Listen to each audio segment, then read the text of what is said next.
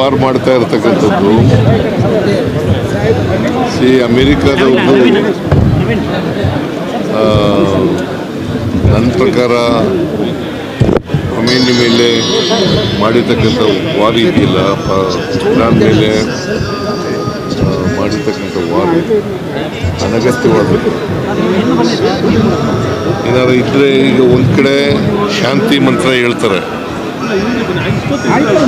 ಅಮೆರಿಕದ ಟ್ರಂಪು, ಇನ್ನೊಂದು ಕಡೆ ಯುದ್ಧ ಮಾಡ್ತಾರೆ.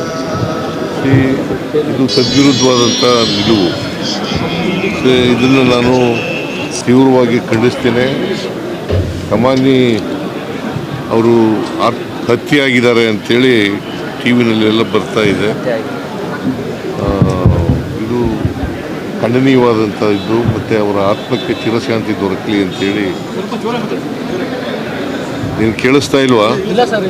ಹಾಂ, ಇನ್ನೂ ವಯಸ್ಸಾಗಿಲ್ವಲ್ಲ ಏನಿದೆ ಬಸವರಾಜು. ಖಮೇನಿ ಹತ್ಯೆ ಆಗಿದೆ, ಅವರ ಆತ್ಮಕ್ಕೆ ಚಿರಶಾಂತಿ ದೊರಕಲಿ ಅಂತೇಳಿ ನಾನು ಪ್ರಾರ್ಥನೆ ಮಾಡ್ತೇನೆ. ಅದಕ್ಕೆ ಹೇಳಿದ್ದೀನಿ, ನಾನು ಮಾತಾಡಿದ್ದೀನಿ ನಾನು ನಮ್ಮ ಚೀಫ್ ಸೆಕ್ರೆಟರಿ ಜೊತೆ ಮಾತಾಡಿದ್ದೀನಿ, ನಮ್ಮ ಪ್ರಿನ್ಸಿಪಲ್ ಸೆಕ್ರೆಟರಿ ಜೊತೆ ಮಾತಾಡಿದ್ದೀನಿ, ಡೆಲ್ಲಿಲಿರ್ತಕ್ಕಂಥ ನಮ್ಮ ರೆಸಿಡೆಂಟ್ ಕಮಿಷನರ್ಗೂ ಕೂಡ ಮಾತಾಡಿದ್ದೀನಿ. ಅಲ್ಲಿ ಬಂದಾಗಿದೆ,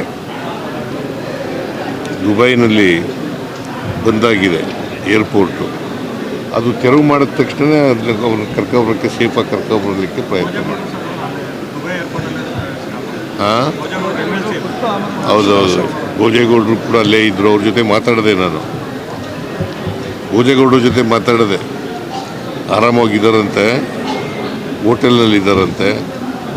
ಅದರಿಂದ ಇದಾದ ಮೇಲೆ ನಾವು ಇವ್ರ ಜೊತೆಲೂ ಟಚ್ನಲ್ಲಿದ್ದೀವಿ. ವಿದೇಶಾಂಗ ಸಚಿವಾಲಯ ಜೊತೆ ಟಚ್ನಲ್ಲಿದ್ದೀವಿ. ಸೊ ಅದರಿಂದ ನಾವು ಯಾರಿಗೂ ತೊಂದರೆ ಆಗದ ರೀತಿಯಲ್ಲಿ ಸುರಕ್ಷಿತವಾಗಿ ಕರ್ಕೊಂಬರ್ತಕ್ಕಂಥ ಪ್ರಯತ್ನವನ್ನು ಮಾಡ್ತಾಯಿದ್ದೀವಿ. ಎಲ್ಲರೂ ಕನ್ನಡಿಗರು. ಬಳ್ಳಾರಿಯವರು 35 ಜನನ ಎಷ್ಟು ಜನ ಇದ್ದಾರೆ?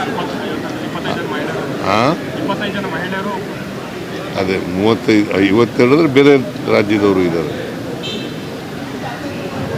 ಸೊ ಅವ್ರನ್ನೆಲ್ಲ ವಾಪಸ್ ಕರ್ಕೊಬರಲಿಕ್ಕೆ ಪ್ರಯತ್ನ ಮಾಡ್ತೀವಿ. ನಾವು been in touch with the foreign affairs ಇದು ಸಚಿವಾಲಯ ಸೆಕ್ರೆಟರಿಯೇಟ್ ಜೊತೆ ಟಚ್ನಲ್ಲಿದ್ದೀವಿ. ನಾನು ಚೀಫ್ ಸೆಕ್ರೆಟರಿಗೂ ಮಾತಾಡಿದ್ದೀನಿ, ನಿನ್ನೆ ಮಾತಾಡಿದೆ, ಇವತ್ತು ಮಾತಾಡಿದೆ, ಬೆಳಿಗ್ಗೆನೂ ಮಾತಾಡಿದೆ. So all our Indians are safe